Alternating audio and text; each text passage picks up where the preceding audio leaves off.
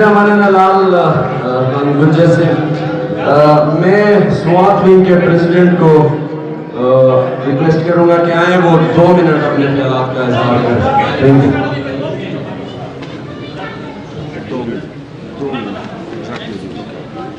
اعوذ باللہ من الشیطان الرجیم. بسم اللہ الرحمن الرحیم. نحمده ونصلی علی رسولہ الکریم. اما بعد فاعوذ باللہ من الشیطان الرجیم. اللہم صلی علی سیدنا محمد وعلی آل سیدنا محمد وبارک وسلم. یا ایھا الذین آمنوا صلوا علیہ وسلموا تسلیما. سب سے پہلے میں آنے والے معزز مہمانوں کو خوش آمدید کہتا ہوں اور دل کی گہرائیوں سے سلام پیش کرتا ہوں.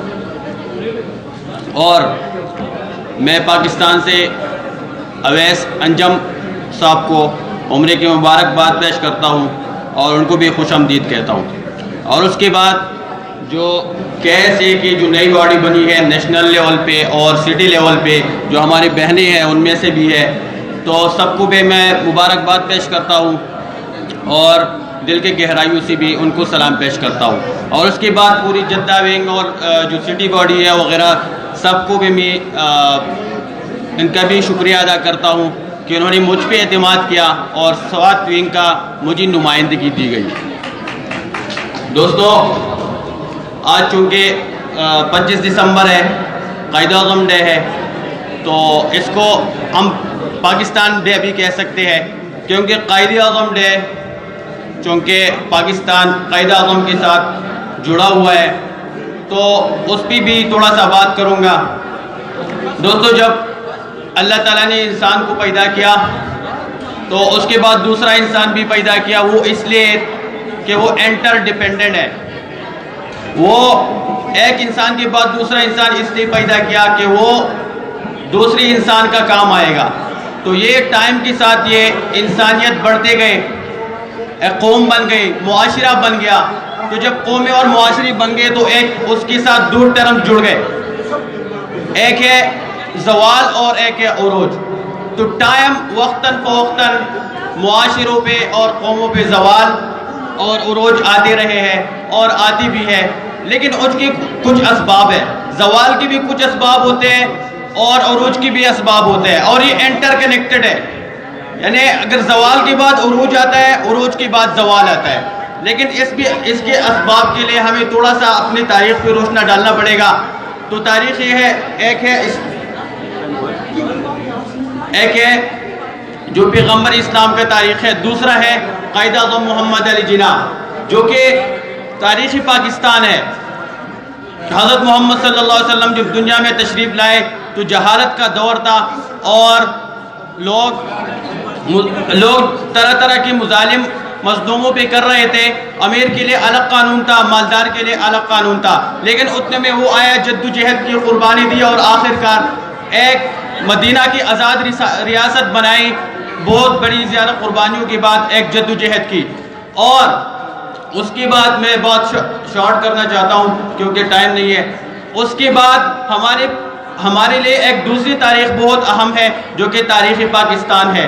اسی طرح سیم وہی تاریخ دوبارہ دہرائی گئی ایک 1400 سال بعد. قائد اعظم محمد علی جناح جو ایک اکیلا اٹھ گیا اور جدوجہد کی اور قربانیاں دی اور ایک بار پھر ایک نعرہ، ایک آواز تھی، لا الہ الا اللہ محمد رسول اللہ. اب ایک اور اسلام کے نام پہ ریاست بن گئی. تو دونوں یہ میچ ہوتا ہے. جب ادھر بھی ایک تھا، جدوجہد سٹارٹ کیا، پھر قافلہ بڑھتا گیا. ادھر بھی ایک تھا، پھر قافلہ بڑھتا گیا. ادھر بھی اسلام کے نام پہ تھا، ادھر بھی اسلام کے نام پہ تھا. ادھر بھی لا الہ الا اللہ محمد رسول اللہ کی آواز تھی، ادھر بھی یہ سیم آواز تھی.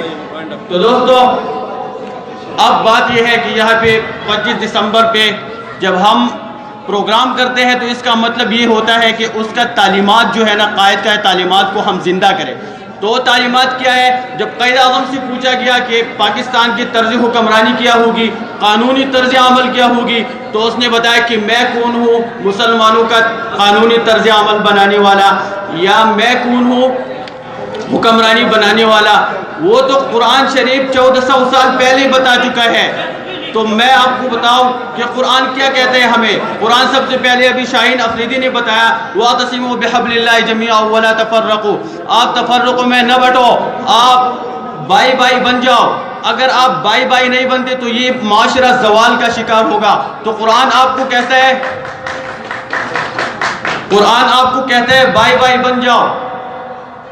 تو یہ ایک تلخ حقیقت ہے کہ ہمارے معاشرے میں یہ سسٹم بالکل برعکس ہو گیا ہے.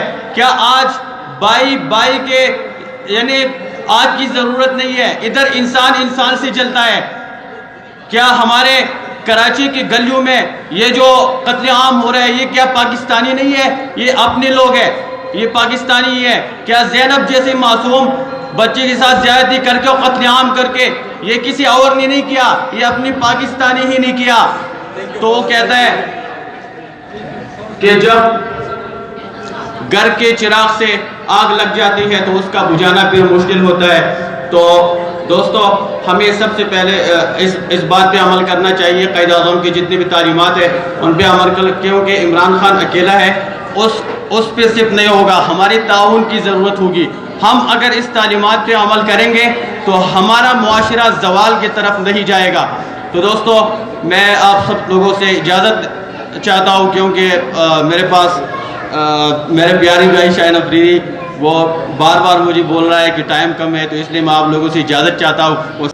Ahmad Fawad president, Lal Muhammad vice president, Rozi Gul general secretary and Umair Khan.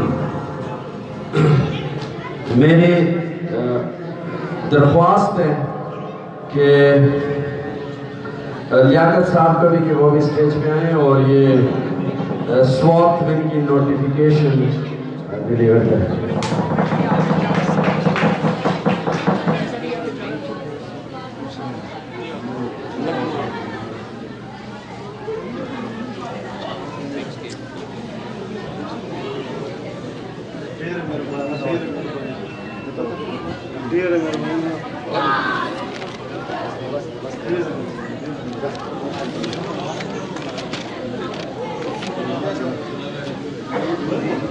یہ لال صاحب آج سے باقاعدہ پی ٹی آئی کے قافلے میں شامل ہو گئے. بھرپور تالیاں ہونی چاہیے ان کے لیے.